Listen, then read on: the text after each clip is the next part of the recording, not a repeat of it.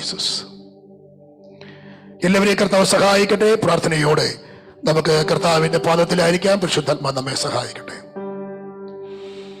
എന്നെ തിരഞ്ഞെടുപ്പ, എന്നെ മാനിക്കുക, എന്നിലെന്തു നീ കണ്ടേശുവേ. എന്നെ തിരഞ്ഞെടുപ്പ, എന്നെ മാനിക്കുക, എന്നിലെന്തു നീ കണ്ടേശുവേ. ഒരു യോഗ്യതയും പറയായില്ലായേ, കൃപയെന്നു മാത്രം യേശുവേ. ഒരു യോഗ്യതയും പറയായില്ലായേ, കൃപയും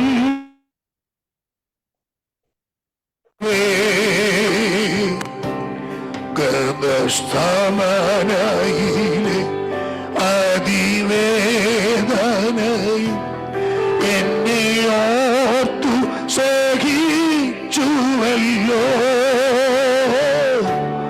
ഗർഭസ്ഥമനയിലെ അതിവേദനയും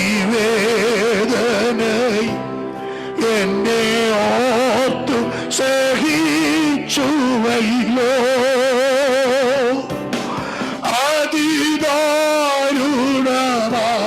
കാൽവറി നാളെയും എന്നെ ഓർത്തു സഹിച്ചുവല്ലോ. അതിദാരുണമാ കാൽവറി മാലയും എന്നെ ഓർത്തു സഹിച്ചുവല്ലോ. എനിക്കായി മരിപ്പാൻ, എനിക്കായി സഹിപ്പാൻ, എന്നിലെന്തു നീ കണ്ടേശുവേ. എനിക്കായി മരിപ്പാൻ, എനിക്കായി സഹിപ്പാൻ, എന്നിലെന്തു നീ കണ്ടേശുവേ.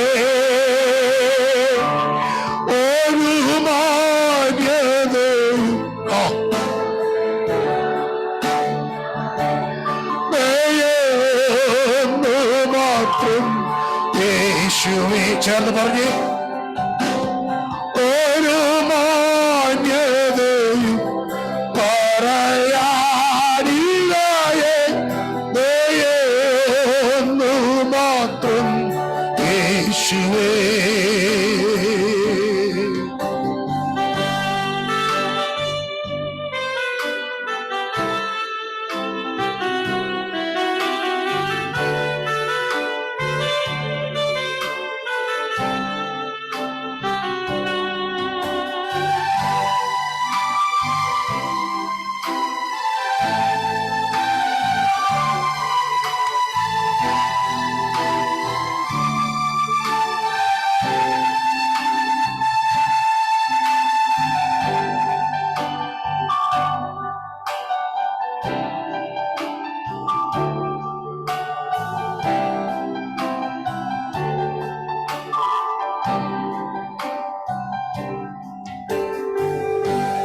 അങ്ങേ സ്നേഹിക്കുക, അങ്ങേ സാക്ഷിക്കുക, എന്നിൽ യോഗ്യത തെല്ലുമില്ലേ.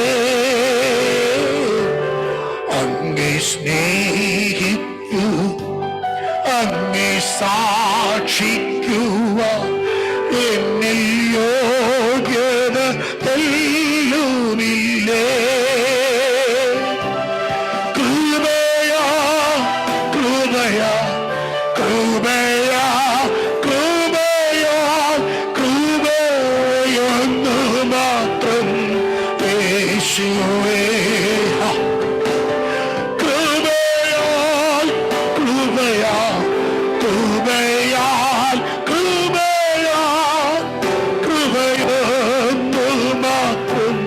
യേശു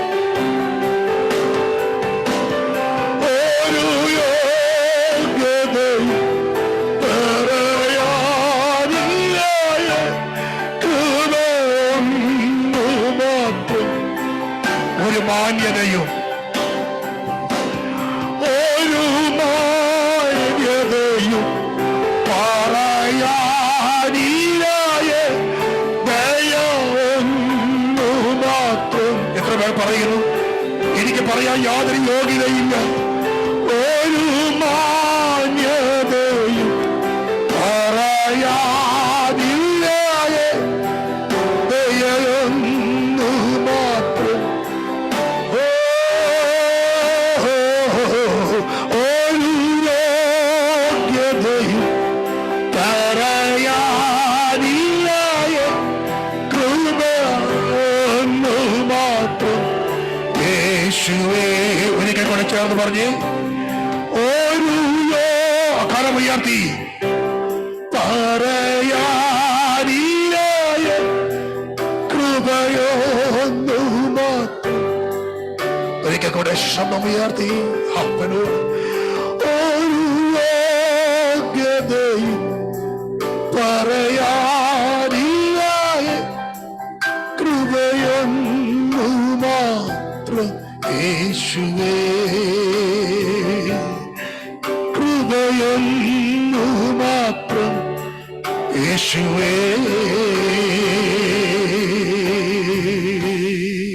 കർത്താവ് നമ്മെ തിരഞ്ഞെടുത്തത് കൊണ്ട് നമ്മുടെ യോഗ്യത നോക്കാതെ, നമ്മുടെ മാന്യത നോക്കാതെ അവന്റെ കൃപ കൊണ്ട് നമ്മോട് അവന് ദയ തോന്നി നമ്മെ തിരഞ്ഞെടുത്തത് കൊണ്ട് ശബ്ദമുയർത്തി കരമുയർത്തി കർത്താവിന് നല്ലൊരു ഹല്ലേലൂയ പറഞ്ഞാട്ടെ. ഹല്ലേലൂയ. 74-ാം സങ്കീർത്തനം അതിന്റെ 3-ാമത്തെ വാക്യം. നിത്യശൂന്യങ്ങളിലേക്ക് നിന്റെ കാലടി വെക്കണമേ, ശത്രുവിശുദ്ധ മന്ദിരത്തിൽ സകലവും നശിപ്പിച്ചിരിക്കുന്നു. നിത്യശൂന്യങ്ങളിലേക്ക് വെക്കുന്ന ദൈവത്തിന്റെ കാൽപാദം എന്ന വിഷയമേ ആസ്പദീകരിച്ചുകൊണ്ട് കഴിഞ്ഞ 12 ആഴ്ചകളായി നാം ഈ വചനം പഠിച്ചു വരികയാണ്.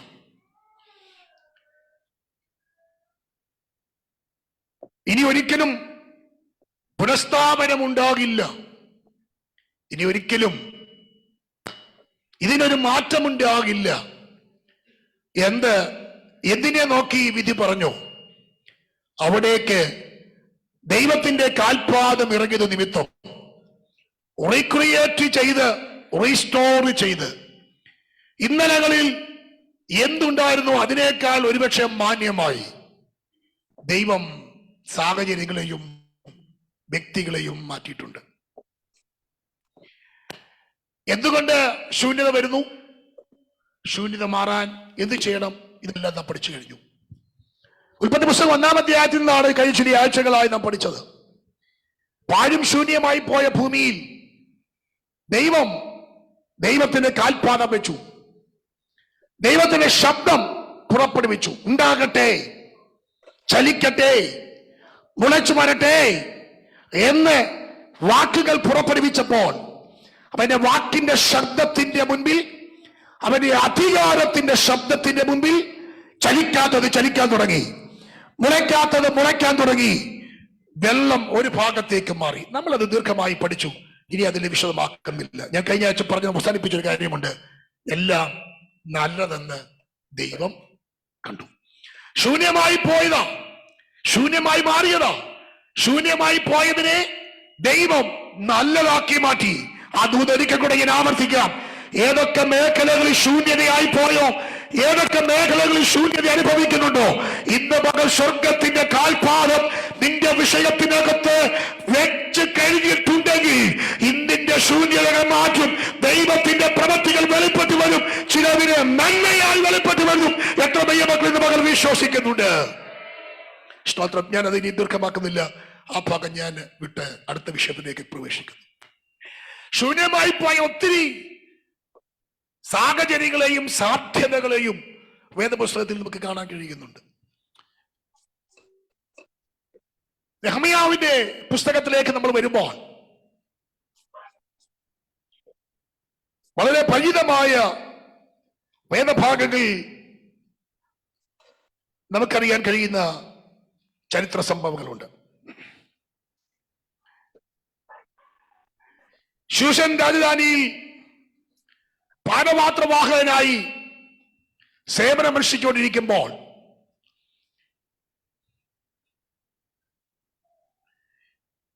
യഹൂദയിൽ നിന്ന്, യെരുശലേമിൽ നിന്ന് തന്റെ അടുക്കലേക്ക് വന്ന സഹോദരന്മാരോട് നെഹമ്യാവ് ചോദിക്കുന്ന ചില ചോദ്യങ്ങളുണ്ട്. പ്രവാസത്തെക്കുറിച്ച്, അവിടെ തെറ്റിയൊഴിഞ്ഞു പോയ യഹൂദന്മാരെ കുറിച്ച്, യെരൂശലേമിനെ കുറിച്ച് നെഹമ്യാവ് ചോദിക്കുന്നു. തനിക്ക് മാന്യമായ ജോലിയും മാന്യമായ ശമ്പളവും മാന്യമായ അനുഭവങ്ങളൊക്കെ ഉള്ളപ്പോഴും തന്റെ മനസ്സ് യെരൂശലേമിലും യഹൂദയിലും പ്രവാസത്തിന്റെയും ഒക്കെ ചിന്തകളായിരുന്നു. അവരോട് അന്വേഷിച്ചപ്പോൾ അവർ പറഞ്ഞ മറുപടിയാണ് 1-ാം അധ്യായം അതിന്റെ 3-ാമത്തെ വാക്യം. പ്രവാസത്തിൽ നിന്ന് തെറ്റിയൊഴിഞ്ഞു പോയ ഒരു ശേഷിപ്പ് ആ സംസ്ഥാനത്ത് മഹാകഷ്ടത്തിലും അപമാനത്തിലും ഇരിക്കുന്നു. യെരൂശലേമിന്റെ മതിൽ ഇടിഞ്ഞും അതിന്റെ വാതിലുകൾ തീ വെച്ച് ചുറ്റും കിടക്കുന്നു എന്ന് പറഞ്ഞു. നമുക്ക് അറിയാവുന്ന ഭാഗമായതുകൊണ്ട് ഇത്തിരി വിശദീകരിക്കേണ്ട ആവശ്യമില്ല.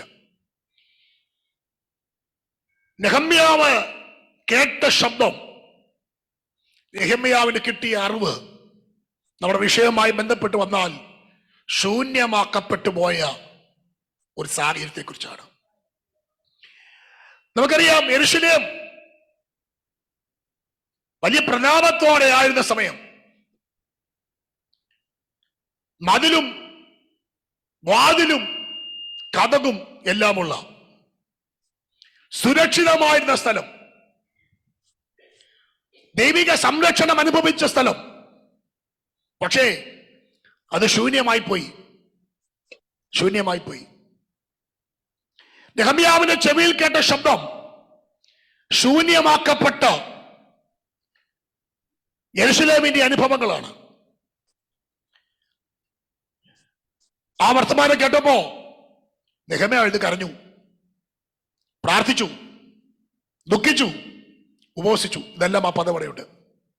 കുറെ നാൾ കരഞ്ഞു, ദുഃഖിച്ചു, ഉപവസിച്ചു, പ്രാർത്ഥിച്ചു. പ്രാർത്ഥനയുടെ മറുപടിയായി ദൈവത്തിന്റെ കരം ചലിക്കാൻ തുടങ്ങി. ഞാൻ പറയല്ലോ, നെഹമ്യാവിന്റെ പുസ്തകമൊക്കെ നമുക്ക് എല്ലാവർക്കും അറിയാം, ഇത്തിരി വിശദമാക്കേണ്ട ആവശ്യമില്ല, നമ്മുടെ പോയിന്റ് മാത്രം പറയും. ദൈവത്തിന്റെ കൈ ചലിക്കാൻ തുടങ്ങി. രാജാവ് നെഹമ്യാവിന് ചോദിക്കുന്ന ഒരു ചോദ്യമുണ്ട്, നിനക്കെന്ത് പറ്റി? ഇത് മനോവസനമാണല്ലോ, മറ്റൊന്നുമല്ല. നെഹമ്യാവിന് പറയാനുള്ളത് എന്റെ ശമ്പളം കൂടി തരണമെന്നല്ല. നെഹമ്യാവിന് പറയാനുള്ളത് തന്റെ നാടിനെ കുറിച്ചാണ്. ശൂന്യമാക്കപ്പെട്ടതിനെ ചൊല്ലി കരയാൻ ഒരു നെഹമ്യാവ് തയ്യാറായി. ഇന്ന് പകൽ കേൾക്കണേ, ഞാൻ ശാന്തമായി ദൂത കയറി വരിക. ശൂന്യമാക്കപ്പെട്ടതിനെ കുറിച്ച് കേട്ടാ പോരാ, അതിനെക്കുറിച്ച് അറിവുണ്ടായാൽ പോരാ, കരയാനും പ്രാർത്ഥിക്കാനും ഒരു കൂട്ടം തയ്യാറാകണം. ശൂന്യമായത് ശൂന്യമാകട്ടെ, എനിക്കെന്ത് വേണം? എനിക്ക് മാന്യമായ ജോലിയുണ്ട്, എനിക്ക് മാന്യമായ ക്രമീകരണങ്ങളുണ്ട്, എന്തെങ്കിലും ആയി പോകട്ടെ. ചിലരുടെ മനോഭാവം അങ്ങനെ, എനിക്കെന്താ വേണം? ശൂന്യമായെങ്കിൽ ശൂന്യമാകട്ടെ, പോയെങ്കിൽ പോകട്ടെ, എനിക്ക് കുഴപ്പമൊന്നുമില്ല. പക്ഷെ നിങ്ങൾ നോക്ക്, ശൂന്യമാക്കപ്പെട്ടു എന്ന് കേട്ടപ്പോ ശൂന്യമാക്കപ്പെട്ടതിനെ ഓർത്ത് കരയാൻ, അതിനുവേണ്ടി പ്രാർത്ഥിക്കാൻ, അതിനുവേണ്ടി ഉപവസിക്കാൻ ഒരു നെഹമ്യാവ് തയ്യാറായി. Praise the Lord, praise the Lord.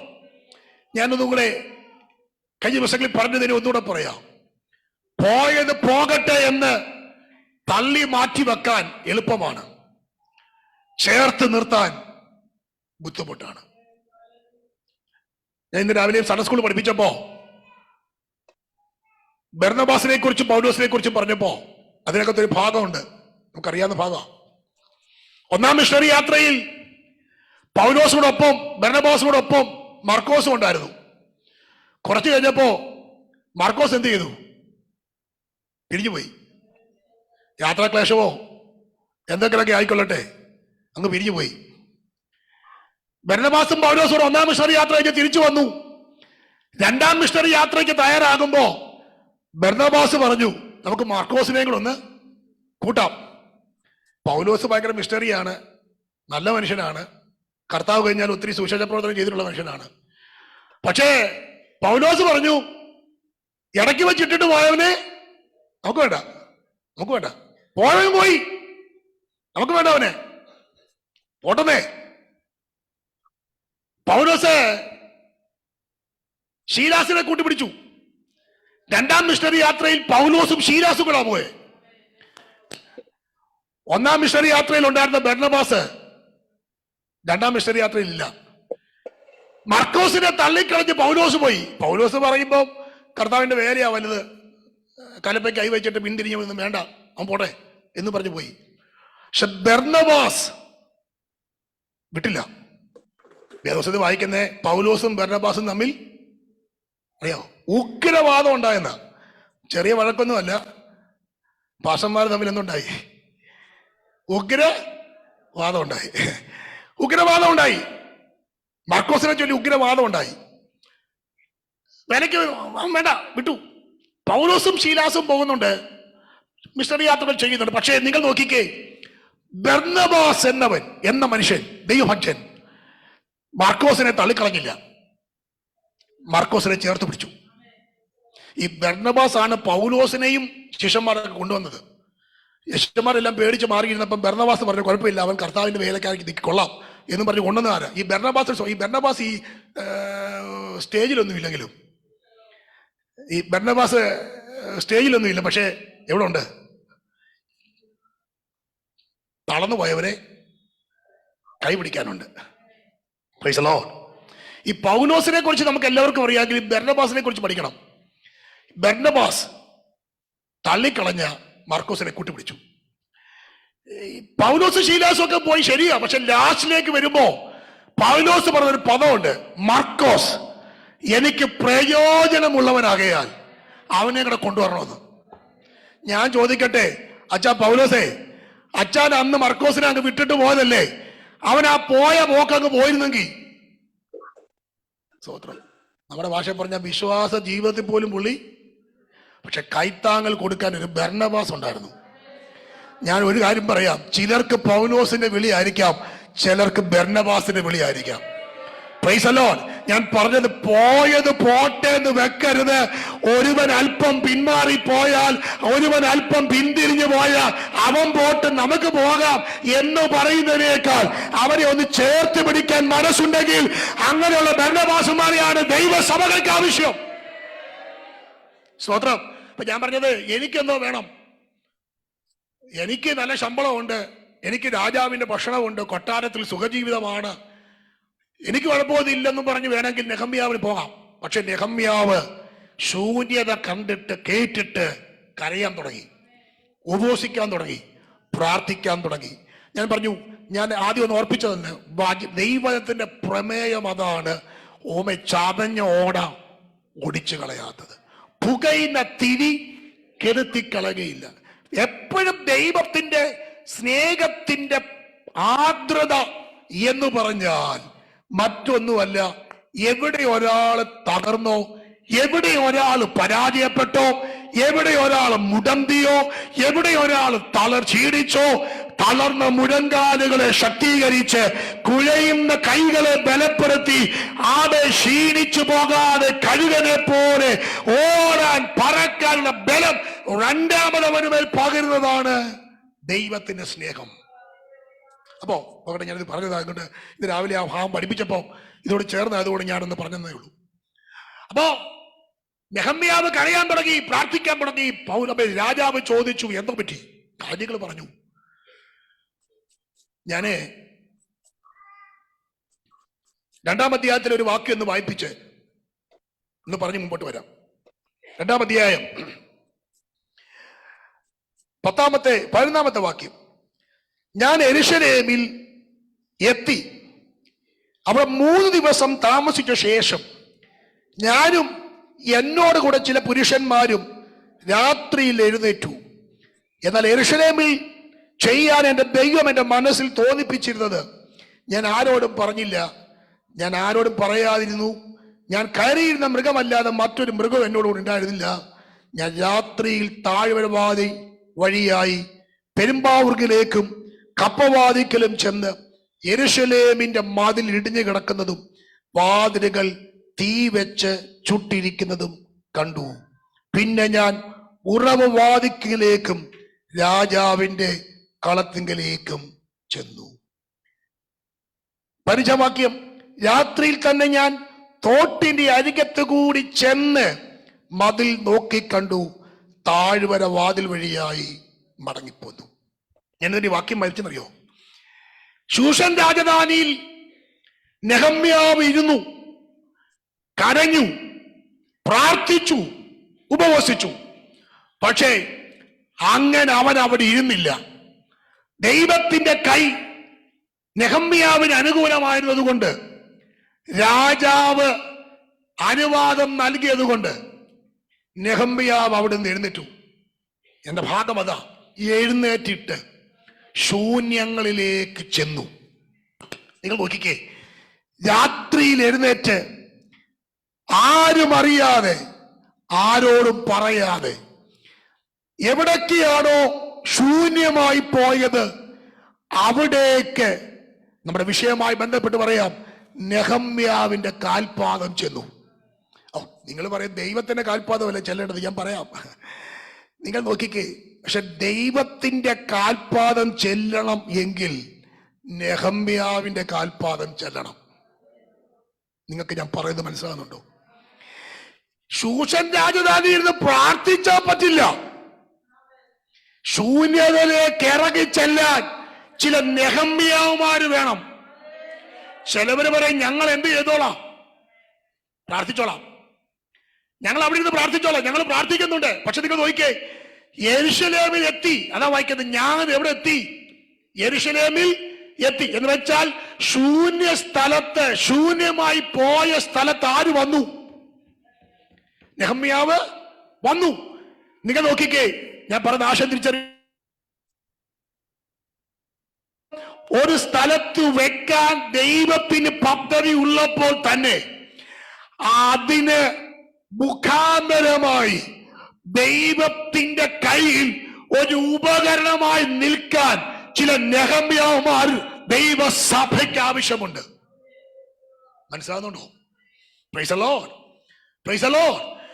അങ്ങനെ പ്രാർത്ഥിക്കാൻ മാത്രമല്ല, ശൂന്യങ്ങളിലേക്ക് ഇറങ്ങി ചെല്ലാൻ ആരും അറിയാതെ, രാത്രിയിൽ മറ്റാരോടും പറയാതെ, ഒറ്റയ്ക്ക് തന്റെ കണ്ണിന് മുമ്പിൽ താൻ കാണത്തക്ക വിധത്തിൽ ഇന്നലകളിൽ ശൂന്യതകളെ കുറിച്ച് കേട്ടത് കണ്ണുകൊണ്ട് കാണത്തക്ക വിധത്തിൽ നെഹമ്യാവ് ശൂന്യങ്ങളിലേക്ക് ഇറങ്ങിച്ചെന്നു. ദൈവത്തിന്റെ കാൽപാദം ശൂന്യങ്ങളിൽ വ്യാപരിക്കണമെങ്കിൽ അതിനു മുമ്പായി പ്രാർത്ഥിക്കാനും ദൈവത്തിന്റെ കയ്യിലെ ഉപകരണമായി നിൽക്കാൻ ദൈവത്തിന് വേണം. ഈ ദൈവം നിത്യശൂന്യതയിലേക്ക് ഇറങ്ങുമെന്ന് പറയുമ്പോൾ നമുക്ക് സന്തോഷമാണ്. പക്ഷേ അങ്ങനെ ഇറങ്ങണമെങ്കിൽ, ശൂന്യത മാറണമെങ്കിൽ അതിന് ഉപോത്ഗമനമായി ദൈവത്തിന്റെ കയ്യിലൊരു ഉപകരണമായി പ്രവർത്തിക്കാൻ നെഹമ്യാവ് വേണം. ഇന്ന് രാത്രി ഞാൻ ചോദിക്കട്ടെ, ഇന്ന് പകൽ ഞാൻ ചോദിക്കട്ടെ, ആത്മാവിൽ ഞാൻ ചോദിക്കട്ടെ, എത്ര ദൈവമക്കളുണ്ട് കർത്താവേ ചില ശൂന്യതകൾ പണിയപ്പെടാൻ, ചില ശൂന്യതകൾക്ക് മാറ്റം വരുത്താൻ, ചിലയിടത്ത് നീ ഇറങ്ങുമ്പോ നിന്നോട് കൂടെ നിൽക്കാൻ ഞാനുണ്ട്. ചില നെഹമ്യാവിനെ പോലെ നിന്നോട് കൂടെ നിൽക്കാൻ ഞാൻ ഉണ്ടെന്ന് പറയാൻ എത്ര നെഹമ്യാവിനെ പോലെ തയ്യാറായി നിൽക്കുന്ന ദൈവമക്കൾ ഇന്ന് പകലുണ്ട്. സ്തോത്രം. ഞാൻ ഈ ദൂത് ചിന്തിക്കുമ്പോൾ കഴിഞ്ഞ രാത്രിയിൽ ആ ഭാഗം എന്നെ ഒന്ന് ബലപ്പെടുത്തി. ഞാൻ പറഞ്ഞല്ലോ, ആ ചിന്തകൾ ഒന്നുകൂടെ പറയാം. നിത്യശൂന്യത ദൈവം മാറ്റും.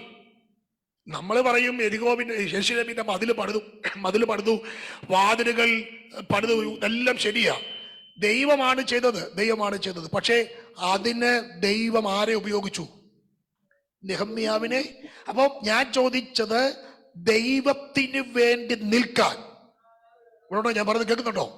ദൈവത്തിന് വേണ്ടി നിൽക്കാൻ, ദൈവത്തോട് ചേർന്ന് നിൽക്കാൻ, ദൈവത്തിന്റെ ഹിതം അറിയാൻ, ദൈവത്തിന്റെ പദ്ധതി അറിയാൻ ഈ പകൽ ഒരു നെഹമ്യാവിനെ പോലെ ദൈവത്തിന് ചിലതിന് ആവശ്യമുണ്ട്.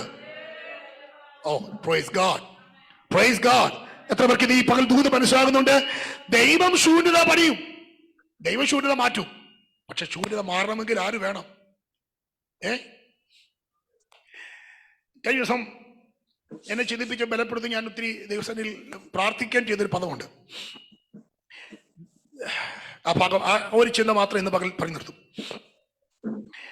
ജനത്തിന്റെ കഷ്ടത ദൈവം കണ്ടു, ജനത്തിന്റെ നിലവിളി ദൈവം കേട്ടു. പുറപ്പാട് പുസ്തകത്തിൽ വരുമ്പോൾ 3-ാം അധ്യായം വരും, വായിക്കണ്ട. അവിടെ മോശയെ ദൈവം വിളിക്കുക. പക്ഷെ ഇതിന് നോക്കിയേ, ആദ്യത്തെ 40 വർഷം കൊട്ടാരത്തിൽ, അറിയാലോ അല്ലെ, മോശയുടെ 120 വർഷത്തെ 3ആയി തിരിക്കണം. ആദ്യത്തെ 40 കൊട്ടാരം, അടുത്ത 40 മരുഭൂമി എന്ന് വെച്ചാൽ ആടുകളോടൊപ്പം. ആമേൻ.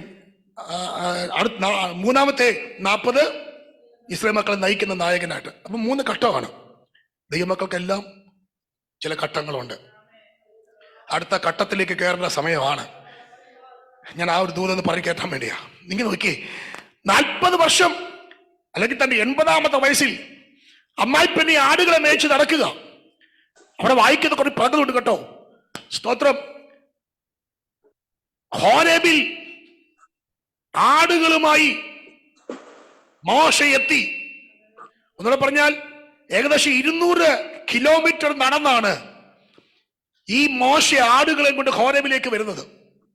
അവിടെ വായിക്കുന്ന ചില പദങ്ങൾ ഉണ്ട് കേട്ടോ. ആടുകളെ മേയിച്ചുകൊണ്ടിരിക്കുമ്പോ മോശ ഒരു കാഴ്ച കണ്ടു. മുൾപ്പടപ്പ് കത്തുന്നുണ്ട്, പക്ഷെ എന്ത് ചെയ്യുന്നില്ല, അത് വെന്തു പോകുന്നില്ല. അതങ്ങനെ സംഭവിച്ചു കാണും. എന്ത് വേണം, എനിക്കെന്താ വേണം? എനിക്ക് എൻ്റെ ആടുകളുമായിട്ട് നോക്കിയാൽ പോരെ, എനിക്ക് എൻ്റെ ആടുകളെ നോക്കി ജീവിച്ചാൽ പോരെ എന്ന് വേണമെങ്കിൽ മോശയ്ക്ക് വേണമെങ്കിൽ ചിന്തിക്കാം. പക്ഷെ അവിടെ ഒരു പദമുണ്ട് കേട്ടോ, എന്നെ ചിന്തിപ്പിച്ചൊരു പദം അവിടെയുണ്ട്. സ്തോത്രം. ഈ കാഴ്ച എന്തെന്ന് കാണാൻ മോശ കയറി ചെന്നു. ഒരു പദം അവിടെയുണ്ട്. മോശ കയറി വരുന്നത് അവൻ കണ്ടപ്പോൾ, ദൈവം കണ്ടപ്പോ, ദൈവം മോശയെ വിളിച്ചു, മോശേ മോശേ. ഇത് മകൾ മനസ്സിലാക്കണം. മുൾപ്പടപ്പ് കത്തുന്നുണ്ട്, വെന്തു പോകുന്നില്ല. അതവിടെ കിടന്ന് കത്തട്ടെ, എനിക്കെന്തോ വേണം എന്ന് ചോദിച്ചുകൊണ്ട് അവിടെ ഇരുന്നാൽ അവിടെ ഇരിക്കത്തേ ഉള്ളൂ. 40 വർഷം നാടിനെ നയിച്ചതുപോലെ പിന്നെ എന്ത് ചെയ്യാം? നയിക്കാം. പക്ഷേ നിന്നെ കുറിച്ചുള്ള ദൈവ പദ്ധതിയുടെ അടുത്ത ഘട്ടമായി ദൈവത്തിന് വേണ്ടി നിൽക്കാൻ, അടുത്ത ഘട്ടത്തിൽ നിൽക്കാനുള്ള സമയമായി. ഇനി നീ ലെവല് മാറണം. ഇവിടെ ഉണ്ടോ നിങ്ങൾ? Price the Lord. ദൈവത്തിന്റെ വാഗ്ദത്തം തന്റെ ജനത്തിന്മേൽ നിവർത്തിക്കാൻ നായകനായി, വീണ്ടെടുപ്പുകാരനായി ദൈവം മോശയെ കണ്ടിരിക്കുക. മോശയെ കണ്ടിരിക്കുമ്പോ ആടിനെ മേയിച്ച് നടന്നാൽ ദൈവത്തിന്റെ പദ്ധതി നടക്കില്ല. നിങ്ങൾ നോക്കിക്ക, പദം ഒന്നുകൂടെ പറയാം. നിങ്ങൾ വീട്ടിൽ പോയി വായിച്ചോ. മോശ കയറി വരുന്നത് ദൈവം കണ്ടപ്പോ. എപ്പോഴാ വിളിച്ചേ? കേറി വരുന്നത് കണ്ടപ്പോ. കണ്ടോ? ഇവിടെ ഉണ്ടോ നിങ്ങൾ?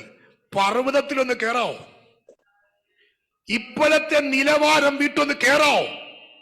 അടുത്ത ലെവലിലൊന്ന് കേറി വരോ? ഇവിടുത്തെ പലതിനെയും വിട്ടുകളഞ്ഞിട്ട്, ഇവിടുത്തെ പല സാഹചര്യങ്ങളും വിട്ടുകളഞ്ഞിട്ട്, ഈ ഭൂമിയിലുള്ള പല ചിന്തകളും വിട്ടിട്ട്, താഴ്വാരകൾ വിട്ടിട്ട്, പച്ചപ്പുൽപ്പേറുകൾ വിട്ടിട്ട് പർവ്വതത്തിലേക്ക് കയറാൻ തയ്യാറായാൽ, കയറി വന്നാൽ ദൈവം അടുത്ത നിയോഗം നിങ്ങളുടെ നൽകാൻ പദ്ധതിയുണ്ട്. ഞാൻ കഴിഞ്ഞ ദിവസങ്ങളിൽ പറഞ്ഞൊരു ദൂത് ഒന്നുകൂടെ പറയാം. നമ്മൾ മരിക്കുന്നതിന് മുമ്പേ നമ്മൾ ചെയ്തു തീർക്കേണ്ടതുണ്ട്. ആ നിയോഗം ഏറ്റെടുക്കുന്ന ദിവസങ്ങളായി ഈ ദിവസങ്ങൾ മാറുവാൻ പരിശുദ്ധാത്മാവ് ഒരിക്കൽ കൂടി ഓർപ്പിക്കുക. കേറി, അത് ഇത്തിരി വിശദമാക്കണ്ടെങ്കിൽ സമയം പോകുന്നില്ല, വേഗം പറയാം. കേറി വരുന്നത് കണ്ടപ്പോ ദൈവം വിളിച്ചു. എപ്പോഴാ? ആ പദം മറക്കരുത്. ഞാൻ ആ വാക്കിൽ ഇരുന്ന് ഒത്തിരി കരഞ്ഞു. സ്തോത്രം. ഞങ്ങൾ കഴിഞ്ഞ ദിവസം 2 ദിവസം എറണാകുളത്ത് ഒന്നിച്ചൊന്ന് പ്രാർത്ഥിക്കുമ്പോഴാണ് ഈ വചനത്തിന്റെ സ്തോത്രം വെളിപ്പെടുത്തൽ കിട്ടുമ്പോൾ ഞാൻ ആ വാക്ക് കേട്ട് ഒത്തിരി ദിവസം എനിക്ക് കരഞ്ഞു. കർത്താവെ കേറി വരിക എന്ന് ഞാൻ പറഞ്ഞു. കർത്താവിന് കേറി വരാൻ കുറച്ച് പേരെ വേണം. നിലവിലുള്ള സാഹചര്യവുമായി നിന്ന് പോയി പൊരുത്തപ്പെട്ടു പോകാനല്ല, കർത്താവിന് വേണ്ടി കയറി ചെല്ലാൻ ചിലതിനെ വേണം. കയറി ചെല്ലുമ്പോൾ മോശയെ വിളിച്ചു. ആ ഭാഗം നിങ്ങൾക്കറിയാം. നിങ്ങളൊരു കാര്യം അറിയാമോ? എന്നിട്ട് ദൈവം പറയാ, ഞാൻ എന്റെ ജനത്തിന്റെ കഷ്ടത കണ്ടു, എന്റെ ജനത്തിന്റെ നിലവിളി കേട്ടു, അവരെ രക്ഷിപ്പാൻ ഞാൻ ഇറങ്ങി വന്നിരിക്കുന്നു. എന്നിട്ട് പറയാ, ആകയാൽ നീ വരിക, ആകയാൽ നീ വരിക.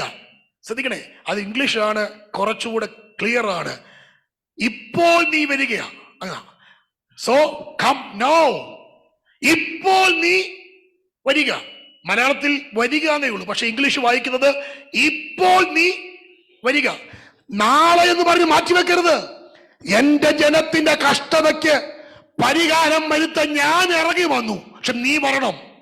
ഞാൻ പറഞ്ഞിട്ടുണ്ട്, ദൈവത്തിന്റെ എക്കാലങ്ങളിലും തന്റെ മഹത്വം വെളിപ്പെടുത്താൻ നമ്മളെ ആവശ്യമുണ്ട്.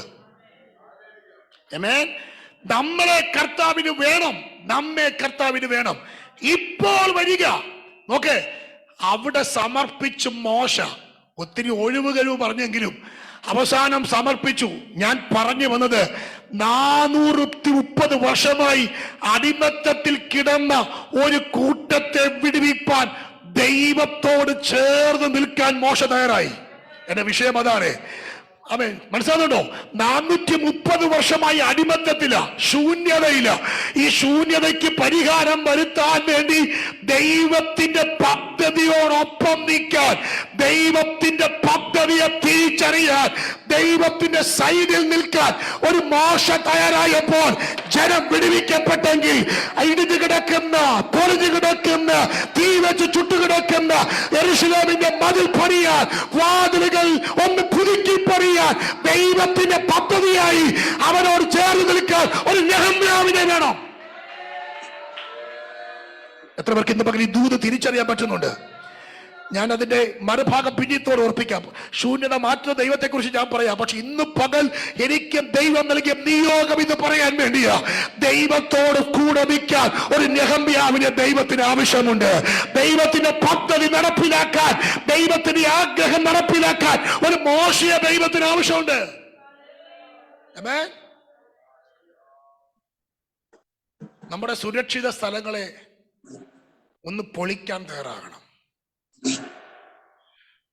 കർത്താവിനോട് കൂടെ നിൽക്കണമെങ്കിൽ ശൂഷൻ രാജധാനിയിൽ നിന്ന് എന്ത് ചെയ്യണം? കൊട്ടാരത്തിൽ നിന്ന് ഇറങ്ങണം. നമ്മളിപ്പം സെക്യൂർ പ്ലേസിലാണ്, കുഴപ്പമൊന്നുമില്ല അല്ലേ? നമുക്കിപ്പോൾ എന്തില്ല, അത്യാവശ്യം എല്ലാ കാര്യവും ഓക്കെയാണ്, കാര്യങ്ങളെല്ലാം റെഡിയാണ്. ആര് ശൂന്യമായി കിടന്നാൽ നമുക്കെന്തുവാ? ഏത് മതിലിടിഞ്ഞാലും നമുക്കെന്താ? പക്ഷെ ഇന്നൊരകൽ ദൈവം ചോദിക്കുന്നു, അങ്ങനെയുള്ള സുരക്ഷിത സ്ഥലം വിട്ടിട്ട് ശൂന്യതകളെ പണിയാൻ ദൈവത്തിന്റെ പദ്ധതിയായി. നിങ്ങൾ ചിന്തിക്കുന്നുണ്ടോ, നെഹമ്യാവിന് കിട്ടിയ നിയോഗം അവന്റെ ബുദ്ധിയിൽ ഉദിച്ചതാണോ? ആണോ? അല്ല. ഒരു വർത്തമാനം കേട്ടപ്പോൾ അകത്ത് കേറിയ കരച്ചിൽ അവന്റെ മാനുഷിക ചിന്തയിലുണ്ടായതാണോ? ഞാൻ ഇന്ന് പറയുന്ന ശാന്തമായ ഒരിക്കൽ പറയാം, ചിലത് കേൾക്കുമ്പോൾ നിന്റെ മനസ്സ് പൊടിയുന്നുണ്ടെങ്കിൽ അതൊരു നിയോഗമാണ്. കേട്ടോ ഞാൻ പറഞ്ഞേ? ചില വിഷയങ്ങൾ, ചില ശൂന്യതകൾ നീ അറിയുമ്പോൾ നിന്റെ അകത്തൊരു കരച്ചിലുണ്ടായിട്ടുണ്ടെങ്കിൽ, നിന്റെ ഹൃദയത്തിനകത്തൊരു പൊടിച്ചിലുണ്ടായിട്ടുണ്ടെങ്കിൽ, അതൊരു പക്ഷെ വ്യക്തികളെ കുറിച്ചാകാം, അതൊരു പക്ഷെ സാധ്യതകളെ കുറിച്ചാകാം, അതൊരു പക്ഷെ കുടുംബങ്ങളെ കുറിച്ചാകാം, അതൊരു പക്ഷെ ദൈവസഭയെ കുറിച്ചാകാം, അല്ല നിന്റെ തലമുറയെ കുറിച്ചാകാം. ഒരു വിഷയത്തെ കുറിച്ച് നിനക്കൊരു പൊടിച്ചിനകത്ത് കയറിയിട്ടുണ്ടെങ്കിൽ, അകത്തൊരു ദുഃഖം കയറിയിട്ടുണ്ടെങ്കിൽ, അതിന്റെ അർത്ഥം ഒരു നിയോഗമാണത്. കേൾക്കുന്നുണ്ടോ ഞാൻ പറയുന്നത്?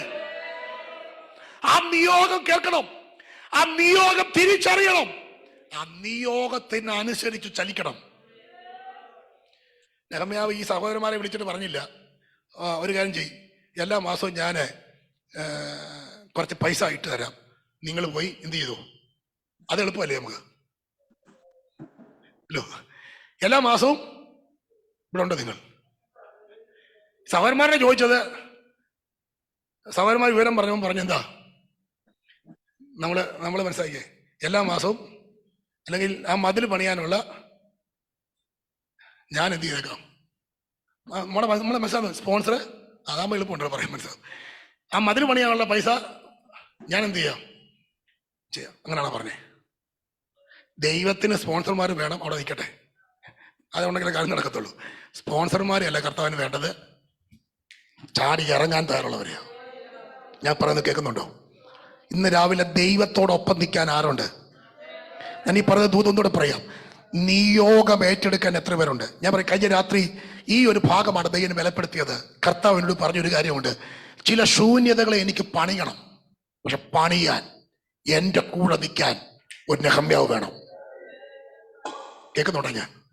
ഞാൻ പറഞ്ഞത് കേൾക്കുന്നുണ്ടോ? മനസ്സാകുന്നുണ്ടോ? ശാന്തമായി ഒന്നുകൂടെ പറയാം. ഈ കാലഘട്ടം നിന്റെ ഉഴപ്പ് മാറ്റിവെച്ചിട്ട്, ഉറക്കം മാറ്റിവെച്ചിട്ട്, സെക്യൂറായിട്ടുള്ള പ്ലേസുകൾ മാറ്റിവെച്ചിട്ട്, ബാക്കി എല്ലാം മാറ്റിവെച്ചിട്ട് കർത്താവിന്റെ ഹിതം അറിയാൻ, കർത്താവിന്റെ ഹൃദയം അറിയാൻ, അവനോട് ഒരുമിച്ച് ചലിക്കാൻ, അവനോട് ഒരുമിച്ച് സഞ്ചരിക്കാൻ, ദൈവമേ ചില ശൂന്യതകൾ പണിയപ്പെടാൻ ഞാൻ വരണമെങ്കിൽ ഞാൻ വരാം. തയ്യാറാണോ? കണ്ടടച്ചോ മതി. എനിക്ക് ദൂത് ഇന്ന് പകരം ഇത് പറയാനാ കർത്താവിനോട് പറഞ്ഞേ. ഈ ദൂത് ഞാൻ കൈമാറുക. കർത്താവിനോട് കൂടെ നിൽക്കാൻ ആരുണ്ട്? ഒന്നുകൂടെ ഞാൻ പറയും. ചില വ്യക്തികളെ നോക്കി നിങ്ങളുടെ ഹൃദയത്തിനകത്ത് പൊടിച്ചിലുണ്ടായിട്ടുണ്ടെങ്കിൽ, ഒരു കുടുംബത്തെ നോക്കി ചില ശൂന്യതകൾ കണ്ടിട്ട് നിങ്ങളുടെ ഹൃദയത്തിനകത്ത് ഒരു പൊടിച്ചിൽ തകർച്ച ഉണ്ടായിട്ടുണ്ടെങ്കിൽ, ചിലതിനെ കുറിച്ച് ഒരു ആത്മഭാരം അകത്ത് കയറിയിട്ടുണ്ടെങ്കിൽ, അതൊരു നിയോഗമാണ്. കേൾക്കുന്നുണ്ടോ? ഒരു വ്യക്തി നശിക്കുന്നത് കണ്ടിട്ട്, ഒരു കുടുംബം നശിക്കുന്നത് കണ്ടിട്ട്, ഒരു കുടുംബത്തിനകത്തുണ്ടാകുന്ന ശൂന്യത അകത്ത് കയറിയിട്ടുണ്ടെങ്കിൽ, ആർക്കുമില്ലാത്തൊരു ഭാരം, ആർക്കുമില്ലാത്തൊരു വേദന, ആർക്കുമില്ലാത്തൊരു കണ്ണുനീർ നിന്റെ ഹൃദയത്തിനകത്ത് വന്നിട്ടുണ്ടെങ്കിൽ, കേൾക്കണേ, നിന്റെ വിഷയത്തെക്കാൾ അപ്പുറമായി, നിന്റെ സ്വന്തം വിഷയത്തെക്കാൾ അപ്പുറമായി മറ്റൊരു വിഷയത്തിന്റെ തകർച്ച കണ്ടിട്ട്, മറ്റൊരു കുടുംബത്തിന്റെ തകർച്ച കണ്ടിട്ട്, ഒരു വ്യക്തിയുടെ ശൂന്യത കണ്ടിട്ട് അകത്തൊരു ആത്മഭാരം സ്വർഗം തന്നിട്ടുണ്ടെങ്കിൽ അതൊരു നിയോഗമാണ്. പ്രാർത്ഥിക്കാമോ? എല്ലാ കണ്ണുമടച്ചു പ്രാർത്ഥിച്ചു. നിങ്ങൾക്ക് ഇത് മനസ്സിലായി ഞാൻ ചിന്തിക്കുക. കർത്താവ് ഇന്ന് പകൽ എന്നോടും നിങ്ങളോടും പറയുന്നു, എനിക്ക് ചില ശൂന്യതകളെ പണിയണം, എനിക്ക് ചില ശൂന്യതകൾക്ക് മാറ്റമുണ്ടാക്കണം, എനിക്ക് ചില വ്യക്തികളെ പണിയണം, എനിക്ക് ചില കുടുംബങ്ങളെ പണിയണം, തകർന്നുപോയ ചിലതിനെ എനിക്കൊന്ന് പുനഃസ്ഥാപിക്കണം. പക്ഷേ എന്റെ കൂടെ നിൽക്കാൻ നീ വരാമോ? എന്റെ കൂടെ നിൽക്കാൻ നീ വരാമോ? എത്ര പേരുണ്ട്? കർത്താവേ, അങ്ങയുടെ ഹൃദയം തിരിച്ചറിഞ്ഞ് ഞാൻ വരാം. എല്ലാ കണ്ണും അടച്ച് പ്രാർത്ഥിച്ചേ. ഒരു നിമിഷം പ്രാർത്ഥിച്ചേ.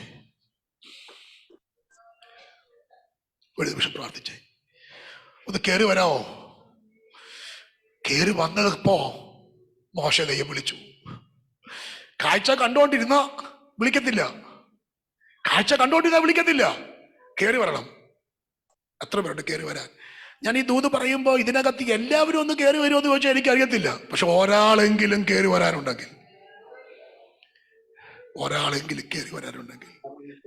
ദൈവത്തിന്റെ ഹിതമറിയാൻ ഞാനുണ്ട്, ചിലത് പണിയാൻ ഞാനുണ്ട്. ശാന്തമായി ഈ ദൂത് ദൈവാത്മാവ് പങ്കുവെക്കുമ്പോ ചില ശൂന്യത മാറണമെങ്കിൽ നീ വരണം. മോശെ, നീ വിക്കനാ, അതെനിക്കറിയാം. നിനക്ക് സംസാരിക്കാൻ അറിയത്തില്ല, അതെനിക്കറിയാം. മിടുക്കന്മാർ ഒത്തിരി പേരുണ്ട്, അതും എനിക്കറിയാം. പക്ഷെ എനിക്ക് വേണ്ടത് നിന്നെയാണ്. നീ അഹരോന്റെ പേര് പറഞ്ഞ് രക്ഷപ്പെടരുത്. അഹരോന്റെ പേര് പറഞ്ഞ് നീ രക്ഷപ്പെടരുത്. പലരും ഒഴിയ, പലരും പറയുന്നു എനിക്ക് കഴിവില്ല, എനിക്ക് മിടുക്കില്ല, എനിക്ക് സംസാരിക്കാൻ അറിയത്തില്ല, എന്നേക്കാൾ മിടുക്കൻ അഹരോനാണ്. കർത്താവ് പറഞ്ഞു, എനിക്ക് അഹരോനെ അല്ല വേണ്ടത്, എനിക്ക് നിന്നെ വേണം. കണ്ണമ്പള്ളി സഭയോട് ദൈവം പറയുന്നു, നെഹമ്യാവിനെ പോലെ നിൽക്കാൻ ആരുണ്ട്? എനിക്ക് ചിലതിനെ പണിയണം. ഞാൻ നെഹമ്യാവിനെ കുറിച്ച് ഒത്തിരി പ്രസംഗിച്ചിട്ടുണ്ടെങ്കിലും കഴിഞ്ഞ രാത്രി ദൈവം എന്നോട് പറഞ്ഞു, മതില് പണിയാൻ കാരണം ഒരുത്തൻ നിയോഗം ഏറ്റെടുത്തുകൊണ്ടാ. കർത്താവിന് ഇങ്ങനെ പറയുന്നു, എനിക്കൊരാളെ വേണം. ആരുണ്ട് ഇന്ന് രാവിലെ? വളരെ ശാന്തമായി ആത്മാവ് ചോദിക്കുന്നു, ചില ശൂന്യത മാറാൻ, ചിലതിന്റെ തകർച്ച മാറ്റാൻ എനിക്ക് നിന്നെ വേണം. ജീവൻ നൽകി തന്നത്, ആയുസ് നൽകി തന്നത് എന്തിനു വേണ്ടിയാ? മോശേ, നിന്റെ പ്രായമുള്ള ഒത്തിരി കുഞ്ഞിലെ ഈ ലോകത്ത് നിന്ന് മാറ്റപ്പെട്ടപ്പോ ആർക്കും വിട്ടുകൊടുക്കാതെ, മരണത്തിന് നിന്നെ ഏൽപ്പിച്ചു കൊടുക്കാതെ, സമപ്രായക്കാർക്കില്ലാത്ത പരിഗണന നിന്റെ മേൽ ഞാൻ നൽകി. നിനക്ക് ജീവൻ ദീർഘമാക്കി നൽകിയത് നിന്നെ കുറിച്ചുള്ള എന്റെ നിയോഗം നടപ്പിലാക്കാനാ. നീ കുറെ ആടിനെ മേയിച്ച് അമ്മായിപ്പനെ സപ്പോർട്ട് ചെയ്ത് ജീവിക്കാനുള്ളവരല്ല. എനിക്ക് ചില പദ്ധതിയുണ്ട്. ആരുണ്ട് കയറി വരാൻ? സാഹചര്യം മുഴുവൻ നിനക്കെതിരാണെങ്കിലും ഇതൊരു നിയോഗമായി ഏറ്റെടുക്കാൻ പരിശുദ്ധാത്മാവ് പറയുന്നു. എല്ലാ കണ്ണും അറിയുമ്പോൾ ശാന്തമായി ഞാൻ ഈ ദൂത് ഒരിക്കൽ കൂടെ പറയാ. ഇതാണ് ദൈവം നിനക്ക് നൽകുന്ന അവസരം. ഇതാണ് ദൈവം നിനക്ക് നൽകുന്ന അവസരം. പ്രാർത്ഥിക്കുമ്പോൾ കർത്താവിനോട് ഇങ്ങനെ പറഞ്ഞു, എനിക്ക് സഭയ്ക്കകത്തുനിന്ന് ചിലതിനെ വേണം. സഭയ്ക്കകത്തുനിന്ന് എനിക്ക് ചിലതിനെ വേണം. പ്രാർത്ഥിക്കാൻ എനിക്ക് ചിലതിനെ വേണം. ചില പണികൾ നടത്താൻ എനിക്ക് ചിലതിനെ വേണം. ശൂന്യമായി പോയ ചിലതിനെ പണിതെടുക്കാൻ എനിക്ക് ചിലതിനെ വേണം. ദൈവാത്മാവ് ദൂത് കൈമാറുക. ദൈവാത്മാവ് നൽകിയ ദൂതിയെ കൈമാറുക. എത്ര പേരുണ്ട് ഈ പകൽ ഈ ദൂതിനെ സ്വീകരിക്കാൻ? ഒരുമിച്ച് ദൈവത്തോട് പറ, കർത്താവേ ഞാനുണ്ട്. മനസ്സുണ്ടെങ്കിൽ പ്രാർത്ഥിച്ചു, ഒരു നിമിഷം പ്രാർത്ഥിച്ചു. യേശുവിന്റെ അധികാരമുള്ള നാമത്തിൽ കർത്താവേ, ഞാൻ ഈ യോഗം ഇന്ന് പകൽ ഏറ്റെടുക്കാൻ ഈ ജനത്തെ ചിലതിനെ ഒരുക്കുന്നല്ലോ. അങ്ങ് നൽകിയ ദൂത് ഞാൻ കൈമാറുമ്പോൾ ആത്മാവിൽ അതിനെ സ്വീകരിക്കുന്ന ചിലത് ഇതിനകത്തുണ്ടല്ലോ. ഈ സന്ദേശം കേൾക്കുന്ന ചിലരോട് ഞാൻ ആത്മാവിൽ പറയുന്നു, നെഹമ്യാവിനെ പോലെ ചില ശൂന്യതകൾ പണിയാൻ ദൈവത്തിന്റെ കൂടെ നിൽക്കാൻ ചിലതിനെ വേണം. ദൈവം ഇറങ്ങി മതിൽ പണിയത്തില്ല, നീ പണിയണം. ദൈവം ഇറങ്ങി വാതിൽ വെക്കത്തില്ല, നീ വെക്കണം. കേട്ടോ ഞാൻ പറഞ്ഞേ? അതിന് വേണം ഒരു നെഹമ്യാവിനെ.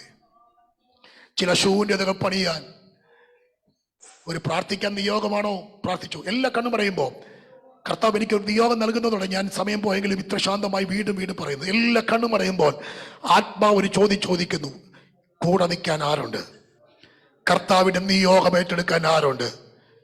ദയവായി എല്ലാ കണ്ണും അടയണം. ഒരു കണ്ണും തുറക്കാതെ ഒരു വ്യക്തികളും അങ്ങോട്ടും ഇങ്ങോട്ടും നോക്കാതിരിക്കുമ്പോൾ നിങ്ങളെ ആരും കാണട്ടെ, കർത്താവ് കാണട്ടെ. അക്കാലം സ്വർഗത്തിലേക്ക് ഉയർത്തിക്കൊണ്ട് പറ, ഞാനുണ്ട് കർത്താവേ, നിന്റെ കൂടെ നിൽക്കാൻ ഞാനുണ്ട്. പറയാൻ മനസ്സുണ്ടെങ്കിൽ പറഞ്ഞു, ഞാൻ നിങ്ങളെ ശ്രദ്ധിക്കുന്നില്ല, എനിക്ക് നിങ്ങളെ കാണണ്ട, സ്വർഗം നിങ്ങളെ കാണട്ടെ. നിങ്ങൾ മനസ്സ് തുറന്ന് കരമുയർത്തി പറഞ്ഞു, സ്വർഗം അത് കേൾക്കട്ടെ. കർത്താവിനോട് ഇങ്ങനെ പറയുക, ഒരു നിയോഗം ഏറ്റെടുക്കാൻ ഇതിനകത്ത് ചിലതിന് എനിക്ക് വേണം. ചില ശൂന്യതകൾ പണിയാൻ ഞാൻ ഇറങ്ങി വന്നിരിക്കുക. ചില ശൂന്യങ്ങൾ പണിയപ്പെടേണ്ടതുണ്ട്. ചില കുടുംബങ്ങളെ എനിക്ക് പണിയെടുക്കാനുണ്ട്. മരണത്തിലേക്ക് പോകുന്ന ചിലതിനെ എനിക്ക് പുറത്തെടുക്കാനുണ്ട്. തകർന്നു പോയ ചില കുടുംബങ്ങളെ എനിക്ക് പണിയാനുണ്ട്. ആത്മനിയോഗത്തോടെ എനിക്ക് ചിലതിനെ ആവശ്യമുണ്ട്. ഞാൻ ഉണ്ടെന്ന് പറയാൻ ഇതിനകത്ത് ആരെങ്കിലും ഉണ്ടെങ്കിൽ പ്രാർത്ഥിച്ചോ. അതൊരു പക്ഷെ പ്രാർത്ഥിക്കാൻ ഒരു നിയോഗമായിരിക്കാം, കരയാൻ ഒരു നിയോഗമായിരിക്കാം, ഇടിവ് നിൽക്കാൻ ഒരു നിയോഗമായിരിക്കാം. ഞാൻ ഒരിക്കൽ കൂടെ പറയാം, ചില കുടുംബങ്ങളെ നോക്കി, ചില വ്യക്തികളെ നോക്കി നിന്റെ മനസ്സിനകത്ത് ഒരു നൊമ്പരം ഉണ്ടായിട്ടുണ്ടെങ്കിൽ അതൊരു നിയോഗമാണ്. ആ വ്യക്തിക്ക് വേണ്ടി ഞാൻ പ്രാർത്ഥിക്കും. ആ വ്യക്തി ശൂന്യമായി പോകരുത്, ആ വ്യക്തി തകർന്നു പോകരുത്. ഞാൻ ആ വ്യക്തിക്ക് വേണ്ടി ഇടിവ് നിൽക്കും. ആരും അറിഞ്ഞില്ലെങ്കിലും ആ വ്യക്തിക്ക് വേണ്ടി ഞാൻ ഉപവസിക്കും. ആരും അറിഞ്ഞില്ലെങ്കിലും ആ വ്യക്തിക്ക് വേണ്ടി ഞാൻ ഇടപെടാതെ പ്രാർത്ഥിക്കും. അതൊരു നിയോഗമാണെന്ന് പരിശുദ്ധാത്മാവ് പറയുന്നു. കർത്താവ് ഇങ്ങനെ പറയുന്നു, കഴിഞ്ഞ ദിവസങ്ങളിൽ ചിലരുടെ ഉള്ളിൽ ഒരു നിയോഗം ഇങ്ങനെ നൽകിയിട്ടുണ്ട്. ഒരു ചെറിയ ഭാരം ചിലരുടെ ഉള്ളിൽ ദൈവം നൽകിയിട്ടുണ്ട്. അതൊരു നിയോഗമാണ്. ആ നിയോഗം ഏറ്റെടുക്കാൻ മനസ്സുണ്ടെങ്കിൽ ഒരിക്കൽ കൂടെ ആ കരമൊന്ന് ഉയർത്തിപ്പിടിച്ച് കർത്താവ് പറ, കർത്താവേ ഞാനുണ്ട്, നിനക്ക് വേണ്ടി നിൽക്കാൻ ഞാനുണ്ട്, നിന്റെ കൂടെ നിൽക്കാൻ ഞാനുണ്ട്. പണിയപ്പെടാൻ ഞാൻ കൂടെ നിൽക്കാം. ഏത് ശൂന്യതകളെയും പണിയുന്ന ദൈവത്തോടുകൂടെ ഞാൻ നിൽക്കാം. എന്നെ ഉപയോഗിക്കണമേ, എന്നെ ഉപയോഗിക്കണമേ, എന്നെ ഉപയോഗിക്കണമേ. പ്രാർത്ഥിച്ചോ. യേശുവിന്റെ നാമത്തിൽ ഇപ്പോൾ തന്നെ ഈ കൈമ ഉയർത്തപ്പെട്ട കരകളമേ, പ്രാർത്ഥിച്ചുകൊണ്ടിരിക്കുന്ന കരകളമേ, ദേവത വ്യക്തികളമേ, അവ ദൈവത്തിന്റെ കര സ്പർശിക്കുന്നു. സ്വർഗം അവനെ പിടിക്കുന്നു. നെഹമ്യാവിന് പ്രത്യേകം നിയോഗം നൽകിയതുപോലെ സൻബലത്തും തോബിയാവും എതിരെ നിന്നാലും ശക്തമായി നിൽക്കാൻ ഒരു നിയോഗം നൽകി. ആത്മാവിൽ പണിയാൻ തയ്യാറാക്കിയതുപോലെ ചിലതിൽ ഇന്നും പകൽ ആത്മാവിനെ അവൻ ആത്മാവ് ചിലതിൽ നിയോഗം നൽകി പുറത്തു കൊണ്ടുവരുന്നു.